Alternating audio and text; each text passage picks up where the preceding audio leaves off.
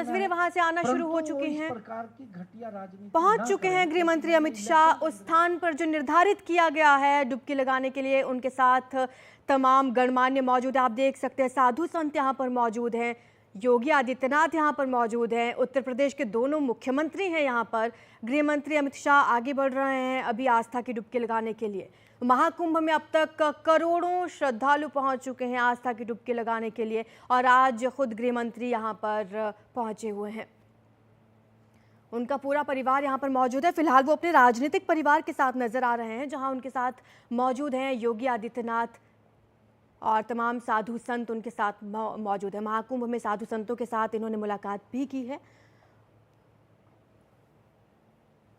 यहाँ जूना अखाड़े के महामंडलेश्वर आपको नजर आ रहे हैं, साथ ही योगी आदित्यनाथ, दोनों उप मुख्यमंत्री हमें नजर आ रहे हैं और बाबा रामदेव भी यहाँ पर नजर आ रहे हैं, वो भी पहुंचे हुए हैं परिवार के साथ। अमित शाह कुंभ यात्रा पर हैं और अभी संगम में स्नान करने के लिए पहुंचे हैं। महाकुंभ में साधु संतों से मिले अमित शाह और उनके साथ इस वक्त आप देखिए ये जो साधु संत नजर आ रहे हैं ये अलग अलग अखाड़ों के महामंडलेश्वर हैं जो उनके साथ इस वक्त मौजूद हैं और संगम में डुबकी लगा रहे हैं, आस्था की डुबकी लगाने के लिए पहुंचे हैं। आज वैसे धर्म संसद भी होने जा रही थी महाकुंभ में, लेकिन तमाम साधु संतों को जब ये पता चला कि गृह मंत्री यहाँ पर पहुंच रहे हैं, हमारे संवाददाता ने भी बताया कि जैसे ही पता चला गृह मंत्री पहुंचेंगे, जो आज संगम पर ये धर्म संसद होने वाली थी उसको टाल दिया गया है आगे के लिए और फिलहाल गृह मंत्री अमित शाह के साथ मौजूद हैं तमाम अखाड़ों के महामंडलेश्वर। इससे पहले भी आपने वो तस्वीरें आपको याद होंगी जब उत्तर प्रदेश के मुख्यमंत्री योगी आदित्यनाथ यहाँ पहुंचे थे अपने तमाम विधायकों सांसदों के साथ। उस वक्त भी कुछ ऐसी तस्वीरें सामने आई थी जब आस्था की डुबकी लगा रहे थे और एक दूसरे पर पानी डालते हुए नजर आए थे। हमारे सहयोगी पंकज झा हमें ये तस्वीरें ज़्यादा बेहतर डिस्क्राइब कर सकते हैं। पंकज, ये तस्वीरें सामने आ रही हैं जहां पर गृह मंत्री अमित शाह भी आस्था की डुबकी लगा रहे हैं, तमाम उनके साथ साधु संत मौजूद हैं।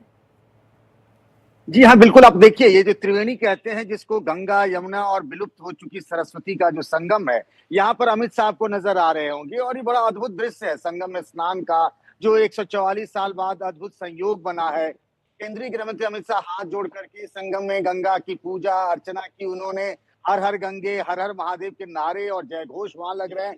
मैं आपको बताऊं कि इस वीडियो में तस्वीरों में आपको आचार्य महामंडलेश्वर जो है जूना अखाड़े के अवधेशानंद गिरी वो भी मुझे नजर आ रहे हैं, योगी आदित्यनाथ भी मुझे नजर आ रहे हैं। तमाम अखाड़ों के, जूना अखाड़े के, निरंजनी अखाड़े के, बाबा रामदेव जो है ये सभी वहां पर अभी भी देखिए।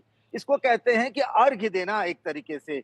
और ये जो संगम है त्रिवेणी है, जो गंगा यमुना जैसा मैं कह रहा विलुप्त हो चुकी सरस्वती की, उसमें अलग अलग तरीके से लोग स्नान ध्यान करते हैं। अगर आपने देखा कल समाजवादी पार्टी के जो अध्यक्ष अखिलेश यादव उन्होंने 11 बार डुबकी लगाई है। अभी हमने देखा कि धर्माचार्य जो है उनके साथ उनकी सलाह पर उसी तरीके से संगम में डुबकी और फिर मां गंगा की पूजा अर्चना कर रहे हैं केंद्रीय गृह मंत्री अमित शाह। और आप जानती हैं कि किस तरीके से सीएम योगी आदित्यनाथ यहाँ मेजबान के रोल में है, होस्ट है।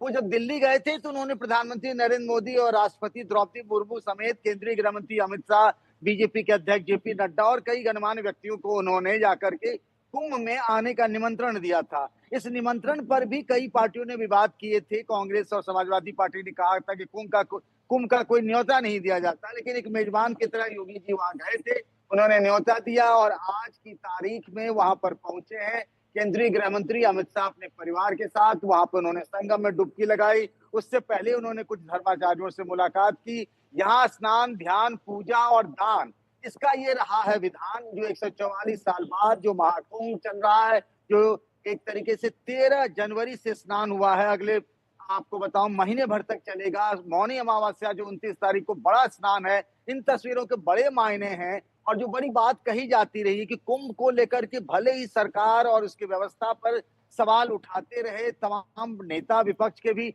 लेकिन वो भी इस आस्था की डुबकी लगाने से कोई अपने को रोक नहीं पा रहा है। आपने देखा तमाम तरह के सवाल उठाए थे अखिलेश यादव ने। कल वो खुद अपने बेटे अर्जुन यादव के साथ वहां चले गए थे स्नान करे। तभी देखिए संगम में किस तरीके से पूजा अर्चना की अलग अलग विधियों से जो धर्माचार्य उनके साथ नजर आ रहे हैं, उनके साथ केंद्रीय गृह मंत्री अमित शाह वो अभी भी लोगों अपने आसपास जो खड़े धर्माचार्य हैं उनसे बीच बीच में बातचीत भी कर रहे हैं। संगम में उन्होंने डुबकी भी लगाई है। और इन तस्वीरों के बड़े मायने भी हैं। जब कोई राजनेता आपको तस्वीर में दिखता है ना, तो उसके राजनीतिक अर्थ भी निकाले जाते हैं। और सबसे बड़ा चुनाव जो चल रहा है, दिल्ली का चुनाव है, उस दिल्ली के चुनाव में भी एक नैरेटिव संगम की डुबकी को लेकर के है। जब योगी आदित्यनाथ वहां 3 रैलियों में गए थे चुनाव प्रचार करने के लिए, तो उन्होंने कहा था कि हम तो अपने पूरे कैबिनेट के साथ संगम में डुबकी लगा लिए, क्यों नहीं आखिर यमुना में डुबकी लगा लेते हैं अरविंद केजरीवाल। और ये बात उन्होंने इसीलिए कही थी कि वहां दिल्ली के चुनाव में यमुना की साफ सफाई को लेकर भी मुद्दा है। ये देखिए, मैंने जैसा कहा आपको कि पूजा और उपासना पद्धति के अलग अलग तरीके हैं। तो ये जो गंगा मैया की पूजा हो रही है, अर्चना हो रही है, आप देखिए कैसे जल हाथ में, एक हाथ से लेकर दूसरे हाथ की तरफ ले जाते हुए केंद्रीय गृह मंत्री अमित शाह, उनके साथ साथ अभी देखिए नाग के पास गंगा जल को लेकर जा रहे हैं। तो ये उपासना जो है ना, पूजा करने की अलग अलग तरीके हैं, विधि है, और तरह तरह के नाथ हैं, संप्रदाय हैं, अखाड़े हैं। तमाम चीजों में, तमाम मतों के अंतर के बावजूद भी ये कुंभ जो है ना, एक संदेश का एक प्रतीक है, एकता का प्रतीक है कि तमाम तरह के लोग देश के कोने कोने से, अलग अलग जाति के, अलग अलग नाथ के, अलग अलग पंथ के, अलग अलग संप्रदाय के लोग आ रहे हैं। अब देखिए, पहले इतने अखाड़े नहीं थे, लेकिन मतभेद के कारण 13 अखाड़े हुए। लेकिन ये संगम है जहां जाकर के सारी भावनाएं, सारी उपासना पद्धति के तरीके कहीं न कहीं संगम में विलीन हो जाते हैं। बस एक ही चीज बचती है, और वो है आस्था की एक डुबकी। और ये 144 साल बाद जो अद्भुत संयोग बना है, उस संयोग में पुण्य का भागीदार, साझीदार बनने की ललक, लालसा, इच्छा, और ये जो सनातन धर्म परंपरा का एक रहा है, धर्म, अर्थ, काम और मोक्ष, और फिर उस मोक्ष की तलाश में लोग चले आते हैं संगम में डुबकी लगाने। और आज बारी आई है हिंदुस्तान के गृह मंत्री अमित शाह की। वो देखिए फिर हाथ जोड़ करके संगम के किनारे खड़े हो गए। मैं देख पा रहा हूँ अवधेशानंद गिरी, जो कि आचार्य महामंडलेश्वर है, जो सबसे बड़ा अखाड़ा कहा जाता है शैव अखाड़ों में, 13 जो अखाड़े हैं उनमें उनमें जूना अखाड़ा। और वो देखिए कि हाथ में जल लेकर के सब उनके सर पर, जितने भी धर्माचार्य हैं, वो केंद्रीय गृह मंत्री अमित शाह के सर पर वो गंगा जल को, संगम के पवित्र जल को मैं देखता हूं। अगर आप सब लोग जो भी कुंभ गए हैं इस बार महाकुंभ, उसके साक्षी हैं इस बात के कि जब वहां स्नान, ध्यान और दान करते हैं, और वहां से जब निकलते हैं श्रद्धालु, तो उनके हाथ में एक तोहफा होता है, जो वो जाते हैं अपने अपने घरों को लौट कर, तो गंगा जल तोहफा लेकर जाते हैं, वो संगम का जल तोहफा लेकर जाते हैं उपहार के स्वरूप अपने घर में, पूजा घर में। फिर जो उनके करीबी होते हैं, उनके लिए भी प्रसाद के तौर पर वो गंगा जल ले जाते हैं।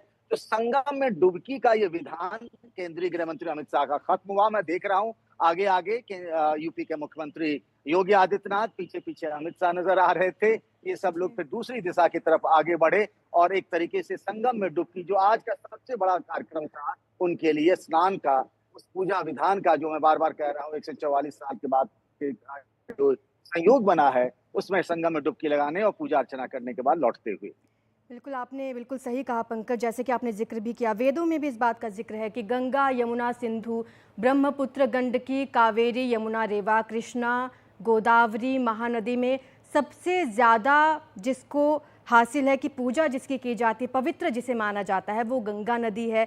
और यमुना नदी का जब यहाँ पर संगम होता है तो ये अपने आप में ही बेहद बड़ी बात है, और इसी वजह से स्थान को बेहद पवित्र माना जाता है, जहाँ पर गृह मंत्री अमित शाह ने डुबकी लगाई है। और करोड़ों श्रद्धालु अब तक डुबकी लगा चुके हैं। बताया जा रहा है कि 40 करोड़ श्रद्धालु इस बार महाकुंभ में डुबकी लगाएंगे। आगे अब क्या कार्यक्रम रहेगा पंकज, गृह मंत्री का? बात कही गंगा के बारे में, तो माँ कहते हैं हम उन्हें, और उनके बारे में कहा जाता है दर्शनार्थ मुक्ति।